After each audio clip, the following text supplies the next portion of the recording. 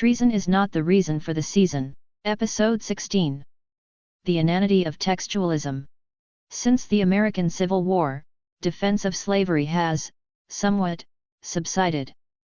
Jim Crow brought about segregation between whites and blacks on a massive scale, from where people could live, what schools their children could go to, where they could eat.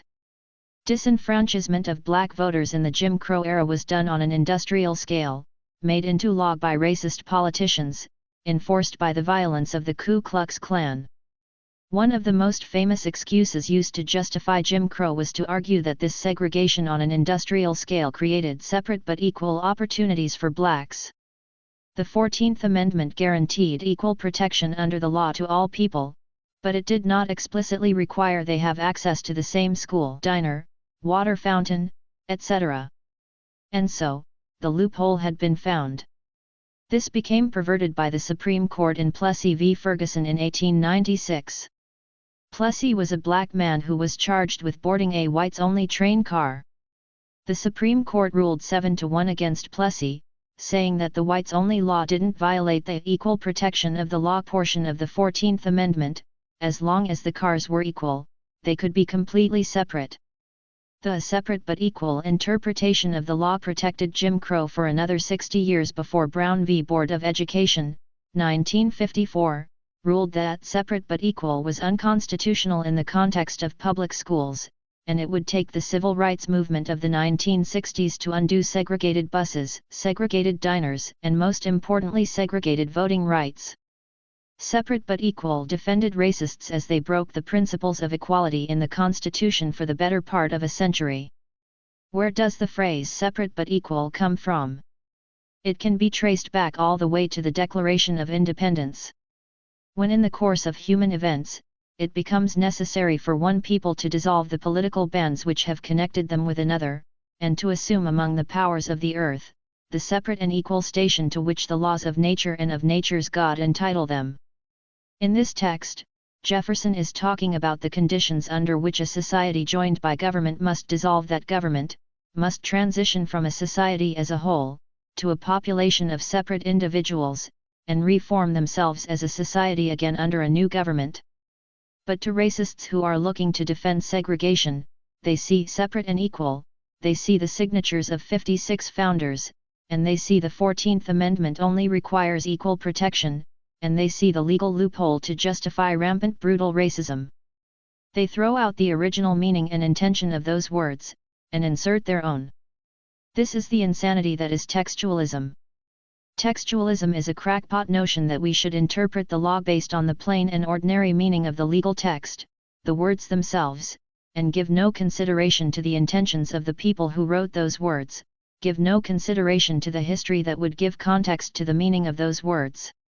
Textualism is, fundamentally, how we got Plessy v. Ferguson. Judges found separate and equal in the Declaration of Independence, stripped it of all context in how it was used or what it meant, and used it as a legal loophole to thwart the 14th Amendment's requirement for equal protection, and justify to themselves the subjugation of an entire race of people in America. Textualists are morons. And here is your proof.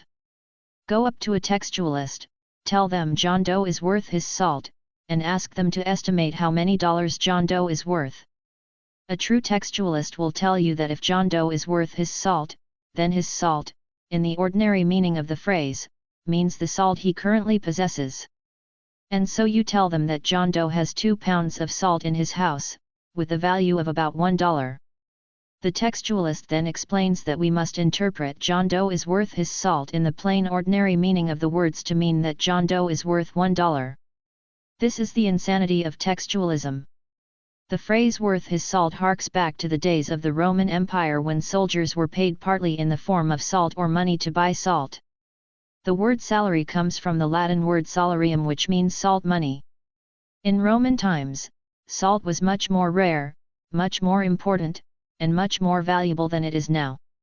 Before refrigeration existed, meat had to be smoked and salted to be preserved.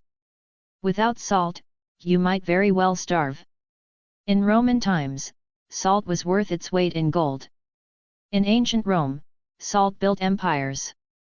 So if you go up to any reasonably sane human being, tell them John Doe is worth his salt, and ask them to translate that into current dollars, they will give you an answer completely different than a textualist. They would tell you John Doe must be very important, very valuable, and very much worth whatever salary he is receiving. A reasonably sane person will tell you this because they look at the plain text as a starting point, but they also look to where the words came from, what the people meant when they said those words, how much they valued a thing at the time they said it, and so on. Not a textualist. A textualist looks at worth his salt, and they will insist that looking into the past, looking back into history, looking at context, looking for intention, will only taint their proper interpretation of the text. They will look at the words based on their plain meanings today. They will look at the values of things mentioned in those words as they are valued today. And they will give you an idiotic answer, telling you that if John Doe is worth his salt, then John Doe is worth $1. If you want to know what worth his salt means, you have to look at where the words came from, what they meant when they were originally said. You have to look at the value of salt from the point of view of the Romans, where salt was life, more important than gold.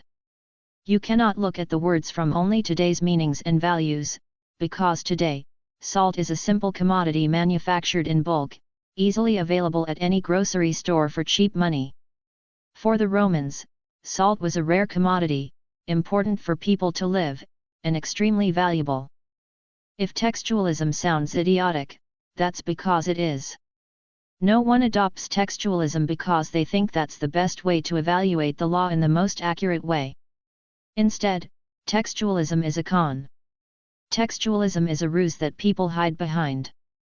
The entire point of textualism is to justify the textualist stripping out any original meaning of the original writers that the textualist doesn't like and provide an excuse to allow the textualist to insert their own meaning. John Doe is worth his salt, based on the original meaning and value of the words in that phrase, means that John Doe is extremely valuable.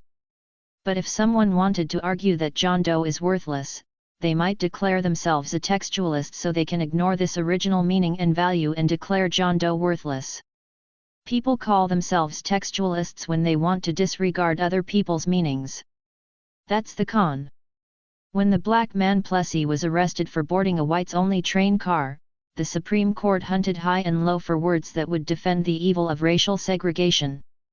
And they found these words, separate and equal, in the Declaration of Independence, where it was used in a completely alien context from the Plessy case.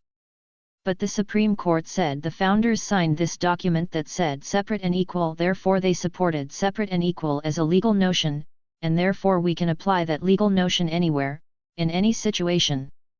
Textualism treats the words in law like one big game of find the linguistic loopholes. In 1968, when Nixon created the Southern strategy to appeal to white racists panicked by the Civil Rights Act, he promised to appoint strict constructionists. Strict constructionists will only look at the literal meaning of the words in question. Textualists emphasize the everyday meanings of the words. The actual definitions are irrelevant, because when Nixon promised strict constructionists, he didn't actually care about interpretive legal theory. Nixon was signaling to white racists that he would appoint judges who, had they been on the Supreme Court in 1896, would have gladly supported separate but equal. Nixon was signaling to white racists that they would find ways to limit desegregation of schools. Nixon nominated Justice Burger to the Supreme Court in 1969, and Burger delivered in the Milliken v. Bradley case of 1974, upholding de facto segregation in schools. It doesn't really matter if they call themselves strict constructionists or textualists or whatever. What matters is that when someone says they are prepared to ignore the meaning of the words in the law when they were written, when someone says they are prepared to ignore the context of history when laws were passed, when someone says they are prepared to ignore the intentions of lawmakers when they write a law, what they are making clear is that they are going to look for linguistic loopholes to subvert other people's intentions in an effort to insert their own. So why all this ranting about textualism? The founders intended for the Second Amendment to create a civilian draft for militia service, where the men in the militia were taxed in the form of providing their own weapon, trained by the state, regulated by Congress, subservient to the President, as a supplement to the full-time army, to defend the nation from foreign invasion and internal rebellion. The Second Amendment is 2.5 centuries old. It was written long enough ago that we can't simply translate it using modern-day meaning of words. The Second Amendment is like the phrase worth his salt. If you try to parse the text with a modern view of the words, with no context or history, you get garbage. The Second Amendment, the Constitution, and the Militia Act of 1792, fit together like different pieces of a well-oiled, but very ancient, machine. That machine creates a civilian militia, regulated by Congress, subservient to the President, taxed in the form of bringing their own weapon to militia service, paid the same as the full-time army, disciplined the same as the full-time army, subject to the same laws as the full-time army, and even subject to court-martial just like the full-time army. George Washington made clear this was the design. It may be laid down as a primary position, and the basis of our system, that every citizen who enjoys the protection of a free government, owes not only a proportion of his property, but even his personal services to the defense of it, and consequently that the citizens of America, with a few legal and official exceptions, from 18 to 50 years of age should be born on the militia rolls, provided with uniform arms, and so far accustomed to the use of them, that the total strength of the country might be called forth at a short notice on any very interesting emergency. George Washington, 1783.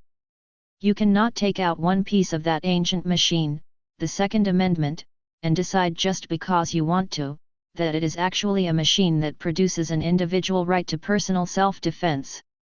Those words do not exist in the Constitution, Bill of Rights, or Militia Act. It was never the design of the Second Amendment to do that. But the parts and pieces are so old, the words are so ancient and even alien to our modern vocabulary, that even an honest attempt to use the textualist approach here will render garbage. In the same way that textualism would render worth his salt into the absolute opposite of its intention. The Second Amendment was never intended to arm vigilantes, it was never intended to arm slave patrols, it was never intended to create crime-fighting units, it was never meant to put a gun in every person's pocket as they roamed the streets.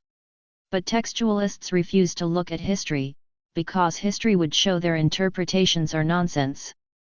Like Galileo's allegorical inquisitors, they refuse to look through the telescope because the truth would shatter their dearly held nonsense. Textualism is an excuse to look at everyone else's meaning and intentions and say I reject your reality and substitute my own. Textualism is legal solipsism. Treason is not the reason for the Second Amendment. Treason is not the reason for the season.